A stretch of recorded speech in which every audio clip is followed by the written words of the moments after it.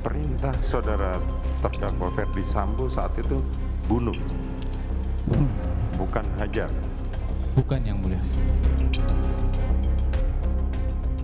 Terdakwa Richard Eliezer menjalani pemeriksaan sebagai terdakwa dalam sidang kasus pembunuhan berencana Brigadir Yosua Kamis kemarin. Pada kesempatan ini, Eliezer kembali menegaskan Ferdi Sambo memintanya untuk membunuh Yosua agar bisa melindungi Eliezer.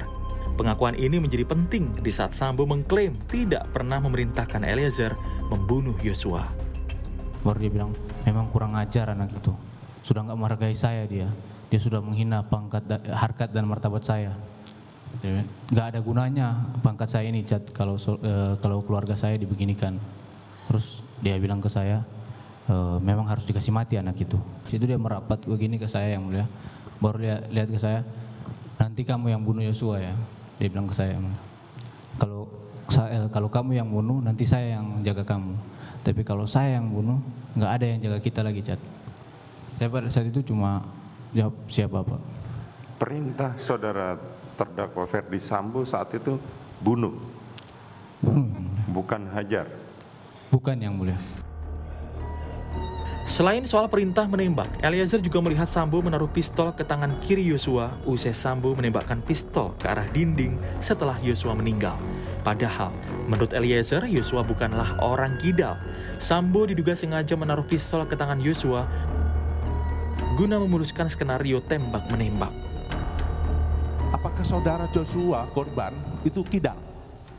Tidak, Pak. Tidak. Kanan, Pak. Kanan. Siap. Pada waktu saudara melihat posisi Pak Ferdi Sambo yang menembakkan ke arah TV, Siap. ya, itu di sebelah mananya Pas. korban? Ya, Pastinya. bagaimana Bapak? Izin, Bapak. Ini kan korban nih tertelungkup Oh, waktu dipegangkan. pada waktu dipegangkan. Oh, tangan kiri, Bapak. Tangan kiri. Tangan kiri. Ya, oke. Tangan kiri. Siap. Dan diletakkan di Samping kiri, dekat tangan. di samping kiri dekat tangga. Di dekat tangan. Maka tadi saya tanyakan, Siap. apakah korban kidal? Siap. Bukan, Bapak. Bukan. Siap. Berarti Ferdi Sambo meletakkan di tangan kiri. Tangan kiri.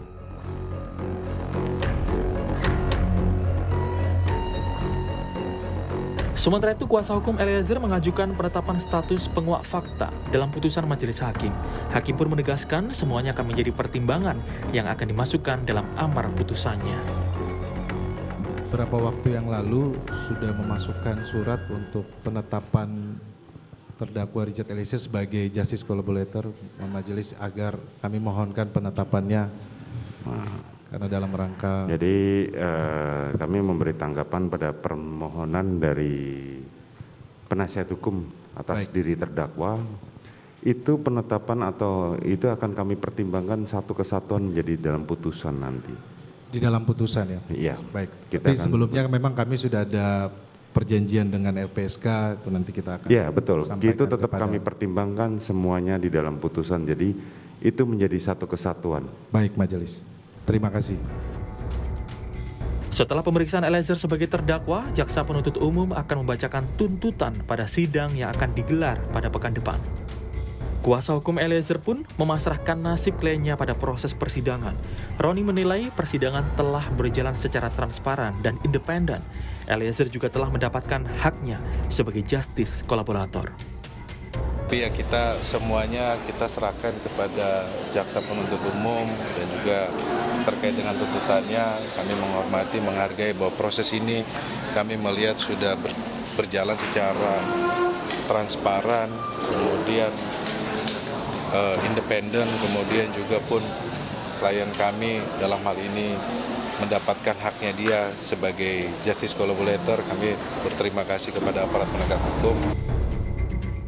Majelis hakim meminta tuntutan dibacakan jaksa penuntut umum pada Rabu 11 Januari mendatang. Hakim menyatakan sidang akan ditunda 1 pekan lagi jika berkas tuntutan belum selesai. Tim Liputan, Kompas TV. Informasi lebih lengkap akan disampaikan jurnalis Kompas TV Tifal Solesa akan melaporkan dari Mabes Polri. Tifal, Kalau Eliezer akan menghadapi tuntutan JPU pada pekan depan, berarti proses persidangan yang lain, ada 4 terdakwa lain, ada Ferdy Sambo, Putri Chandrawati, Ricky Rizal, dan Kuat Ma'ruf, ini bagaimana prosesnya? Terutama tentunya adalah Ferdy Sambo yang jadi otak di balik pembunuhan berencana ini. Tampaknya masih akan lebih dulu Eliezer yang menghadapi tuntutan dalam sidang lanjutan pada pekan depan untuk kasus pembunuhan berencana terhadap Yosua Huta Barat. Tapi sebelum saya mengarah ke sana, saya coba ingatkan lagi kita semua terkait dengan sejumlah hal yang kita simak dalam persidangan pembunuhan Yosua sepanjang pekan ini di Pengadilan Negeri Jakarta Selatan. Pada tanggal 2 Januari 2022 lalu, tim kuasa hukum dari Kuat Ma'ruf membawa ahli hukum pidana Muhammad Arif Setiawan. Dalam keterangannya di muka persidangan saat itu, ia menegaskan bahwa harus ada unsur meeting of mind atau ada penyamaan visi antara satu pihak dengan pihak lain yang terlibat langsung dalam sebuah upaya pembunuhan berencana atau tindakan yang terorganisasi, begitu, kejahatan yang terorganisasi. Sehingga ini yang patut dipenuhi unsur ini untuk kemudian bisa didakwakan seluruh terdakwa, termasuk dalam hal ini adalah Kuat Ma'ruf yang didatangkan ahli ini, yang dijerat dengan pasal 340 atau pasal 338 dengan pasal penyerta pasal 55 ayat 1 ke 1 Kitab Undang-Undang Hukum Pidana. Kemudian ahli lain dari pihak Ricky Rizal, ada ahli psikologi forensik Nathanael E. Johannes. Saat dibawa di persidangan pada hari yang sama di tanggal 2 Januari 2023 disampaikan sosok atau profil psikologis dari Ricky Rizal ini terbilang menghindari atau sosok yang menghindari risiko agresivitas yang rendah, begitu ya. Dalam artian ada upaya-upaya agar suatu tindakan atau suatu perbuatan ini efek negatifnya bisa ditekan di lingkungan sosialnya. Buktinya ini terlihat saat Ricky Rizal berupaya untuk mengamankan senjata Yosua saat ada perdebatan antara Yosua dengan Kuat Ma'ruf di rumah keluarga Ferdy Sambo di Magelang, Jawa Tengah. Itu di tanggal 2. Kemudian di tanggal 3, sehari kemudian setelah itu, dari tim kuasa hukum Ferdy Sambo dan Putri Chandrawati membawa satu ahli hukum pidana atas nama Said Karim. Dalam persidangan, Said Karim menegaskan bahwa harus ada unsur-unsur tertentu yang harus dipenuhi agar seseorang ataupun juga terdakwa ini bisa dijerat dengan pasal pembunuhan berencana. Namun ia menilai bahwa Ferdy Sambo dan Putri Chandrawati ini tidak memenuhi unsur-unsur yang termuat dalam pasal 340 Kitab Undang-Undang Hukum Pidana. Terlebih lagi ada penjelasan bahwa dalam proses pembunuhan berencana, baik itu dalam perencanaan hingga proses eksekusi tindak pidana, harus dilakukan dalam kondisi tenang. Nah, di tanggal 4 Januari 2023 dibawa pula ahli dari pihak Ricky Rizal dalam sidang lanjutan saat itu. 2 ahli pidana dibawa, yakni Firman Wijaya dan juga Muhammad Solahuddin, yang pada intinya menekankan soal hasil tes poligraf atau tes kebohongan, lie detector. Disebutkan oleh keduanya bahwa lie detector ini sebetulnya bisa dijadikan bukti untuk kemudian menjadi dasar untuk penetapan putusan oleh majelis hakim sepanjang prosesnya dilakukan dengan benar. Nah, kita ingat juga kemarin persisnya di tanggal 5 Januari 2023, Richard Eliezer ini diperiksa dengan posisinya sebagai terdakwa, dan penegasan yang berkali-kali disampaikan oleh Eliezer di hadapan majelis hakim maupun jaksa penuntut umum yang menanyakan kepada dirinya, ia mengaku bersalah dan menyesal atas upayanya menghilangkan nyawa Nopriansyah Yosua Huta Barat dengan cara menembak. Dan kemudian ia menegaskan pula bahwa perintah yang disampaikan langsung oleh Ferdy Sambo kepada dirinya saat diarahkan di rumah Saguling atau rumah kediaman keluarga Ferdy Sambo di kawasan Saguling, Jakarta Selatan adalah membunuh, bukan menghajar atau membackup. Nah, itu proses perjalanan sepanjang sidang sepanjang pekan ini. Lalu bagaimana untuk agenda pekan depan? Sudah jelas bahwa Richard Eliezer pada tanggal 11 Januari 2023 akan mendengarkan tuntutan dari pihak jaksa penuntut umum, sementara untuk 4 terdakwa lainnya akan diperiksa dengan posisi mereka masing-masing sebagai terdakwa. Saya jabarkan jadwalnya. Untuk tanggal 9 Januari 2023, pemeriksaan terdakwa akan dilakukan terhadap Ricky Rizal dan Kuat Ma'ruf. Sementara di tanggal 10 Januari 2023, pemeriksaan terdakwa dilakukan untuk terdakwa Ferdy Sambo. Sementara di tanggal 11 persis jadwalnya dengan penyampaian putusan dari jaksa penuntut umum terhadap Richard Eliezer, akan ada juga pemeriksaan terhadap terdakwa Putri Chandrawati. Paskalis. Oke, jadi pekan depan tampaknya cukup padat dan jadi momen-momen yang juga cukup penting. Tapi kita juga jangan sampai lupa ada kasus lain ini yang berjalan juga sidangnya, yaitu perintangan penyidikan pembunuhan Yosua. Nah, kemarin Verdi Sambo ini bersaksi untuk 3 mantan anak buahnya yang jadi terdakwa hingga malam kemarin sidangnya. Nah, apa saja Tifal pengakuan Sambo yang terungkap di persidangan kemarin?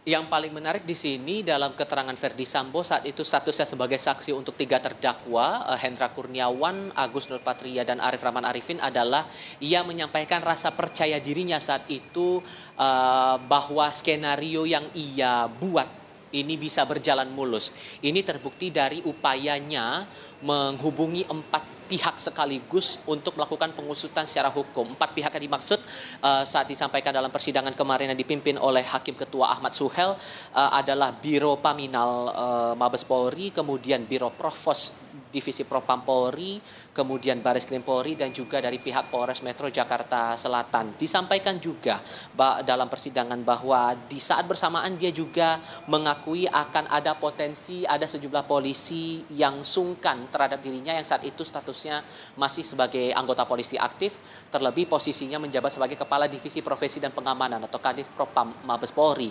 pada saat itu.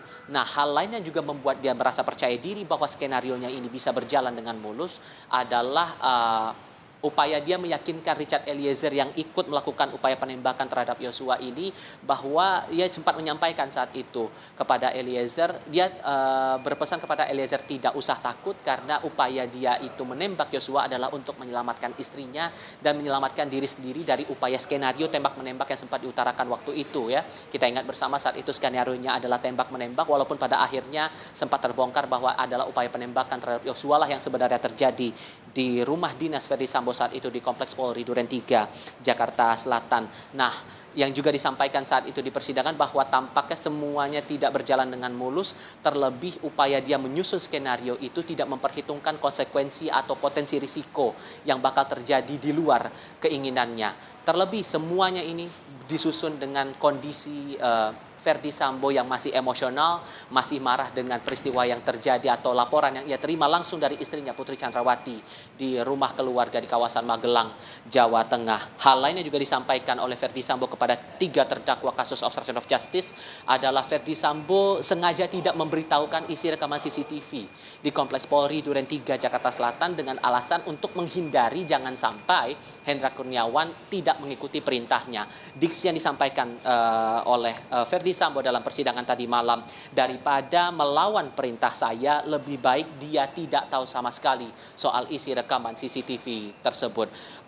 Itu untuk agenda yang berlangsung untuk Hendra Kurniawan, Agus Nurpatria, dan juga Arif Rahman Arifin. Sementara di hari yang sama seharusnya ada sidang lanjutan juga untuk 3 terdakwa lain dalam kasus obstruction of justice, Cuk Putranto, Baikuni Wibowo, dan Irfan Widianto, namun terpaksa diundur karena ahli ITE yang dibawa oleh jaksa penuntut umum tidak hadir sehingga diundur ke pekan depan di tanggal 12 Januari 2023. Paskalis. Baik, terima kasih. Tifal, kita akan nantikan pekan depan lanjutan sidang dari perintangan penyidikan dan juga kasus pembunuhan berencana Brigadir Yosua. Terima kasih Tifal Solesa.